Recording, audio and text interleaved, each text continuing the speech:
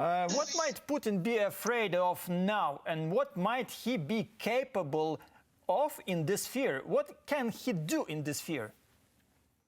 Well, first of all, I mean, there is the question what Ukraine should do and what, the West should do. First of all, we have, in the West to understand that there could be no second year of war, or I would say 10th year of war, because, many governments still do not grasp the fact that this war, keeps going on since not 1 year and a half, but since almost 9 years and a half, or 10 years soon. So, there must be absolutely no second anniversary or commemorations, or I wouldn't say, of February 24th, 2022. We have certainly, and I think that must be a commitment of the West. I'm pressing the Western leaders to comply to that. We must provide, all the weapons Ukraine needs.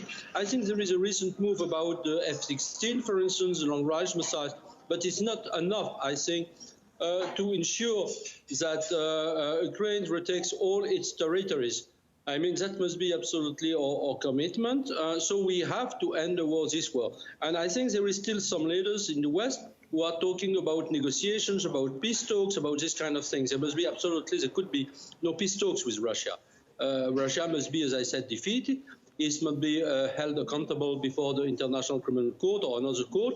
Not only Putin and his cronies, but also all the people who are basically guilty of 4 categories of crimes: war crimes, crimes against humanity, crimes of genocide, and crimes of aggression. And of course, Russia has to pay the war damages. We have to seize all the frozen assets, especially from the Russian Central Bank, and give them to Ukraine for the reconstructions. There is absolutely no compromise possible with Russia. Monsieur Tenzer, we all talk about the end of the war. We all want this end of the war to come as quickly as possible. But in your perception, when will this war, or maybe when can this war come to an end? I will say very frankly, if you consider what I predict, I cannot say, because I cannot predict what will be the moves of the Western political elites. There will be an elections next year in the U.S., and of course it could have very tremendous negative consequences. Just imagine that Trump is reelected, comes someone like him. It would be. That's why I'm not making predictions. But to be frank, if you consider that Ukraine can win this war, I would say that already, if we had provided Ukraine all the weapons we can, if we have taken actions as I suggested as early as February 24th, 2022, Ukraine would have already won this war. And that would have saved, certainly, thousands, hundreds or maybe 100 of thousands of lives, or at least dozens of thousands of lives.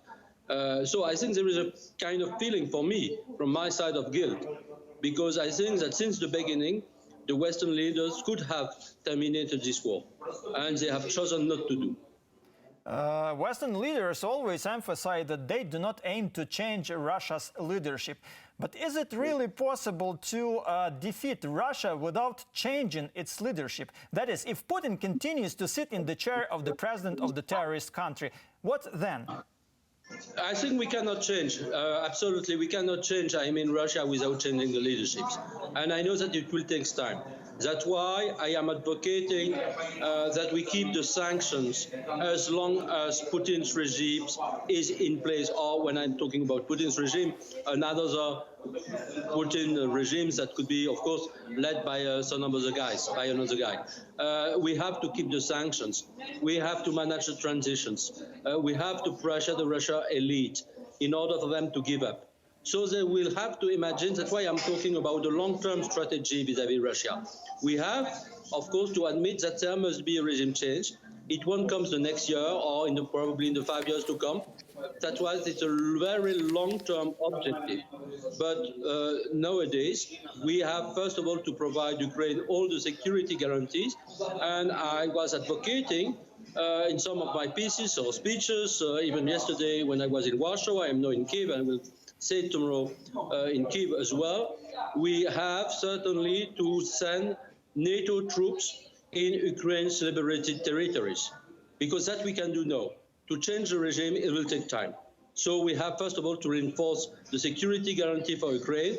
And as I said, we have also to press Russia through all the means we have, sanctions, secondary sanctions, to also abandon its grips on Moldova, Belarus, Georgia, and Syria. Monsieur Tenze, and my last question for today, why did it take so long for some European leaders to realize the futility of talking to Putin? At the same time, some continue to insist on the need for dialogue with the world's main terrorist and criminal. Why?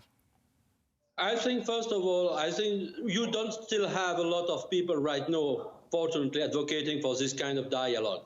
And I think that's good news. Because, you know, I am saying since many years in France, in many pieces, in many talk shows, that there could be no dialogue with Putin, no negotiation with Putin, that basically Putin's Russia must be crushed. Why is that? Because, first of all, you had corruptions, you had greed, and you have a kind of, as the French philosopher called it, Raymond Aron, a kind of pseudo-realism. In fact, the pseudo-realisms had created a lot of damages to the consciousness and the perception of the truth by Western leaders. That's really damaging. So I think that we can hope, at least, that the world leader would have learned from their blunders and say that they acknowledge that they made blunders, not to commit them again.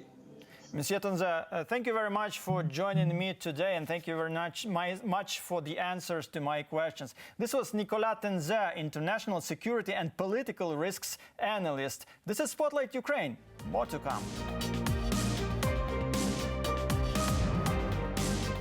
Thanks for watching our YouTube channel. Latest news, trends, and analytics on Spotlight Ukraine. Like, share, and subscribe.